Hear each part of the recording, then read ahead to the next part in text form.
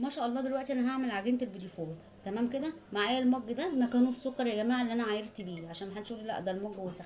انا عايرت بيه ده مجين، مج ونص، مج ونص سكر عادي. طحنته في المطحنه هيديكي ايه، هيديكي مقدار اللي هو المجين ونص، اللي هو المجين العادي الصغيرين، اللي هو ده، اللي هو ده يا جماعه. تمام كده. معايا 3 بيضات، رشه ملح، معايا 3 فانيليا، نص كيس كده. بسم الله ما شاء الله. بصوا كل المقادير يا جماعه ضربتها ايه في الكبه. المضرب دلوقتي مش عندي. تمام.